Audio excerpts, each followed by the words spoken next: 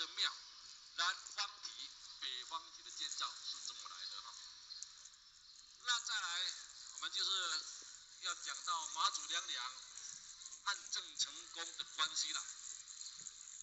我常常向所有的机关团体来到圣母庙参拜游览来这边拜拜的人呢，常常跟他这么样讲，但是他们都说我夸张啊。他说你这个阿伯啊，你这个头发白白的，你这个脑袋坏掉了。他说我头发白白，脑袋坏掉了，为什么呢？我第一句话就这么样讲。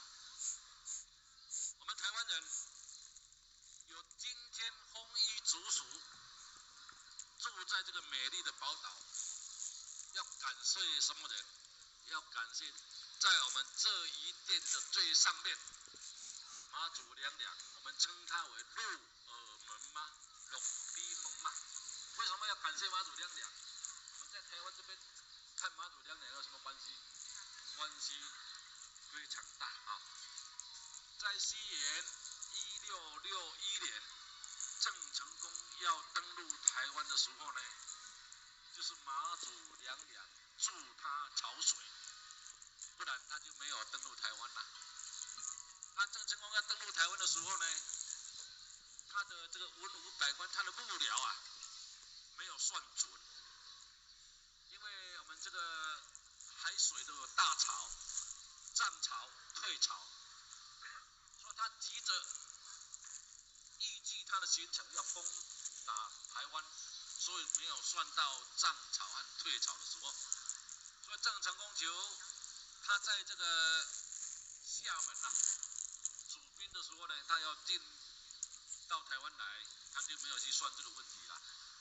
那妈祖娘娘她在这个船呢，郑成功要来的时候呢，那这个郑成功的幕僚非常的精干，因为怎么样呢？他在厦门的时候呢，他整个军队呢，他就有拜妈祖娘娘了。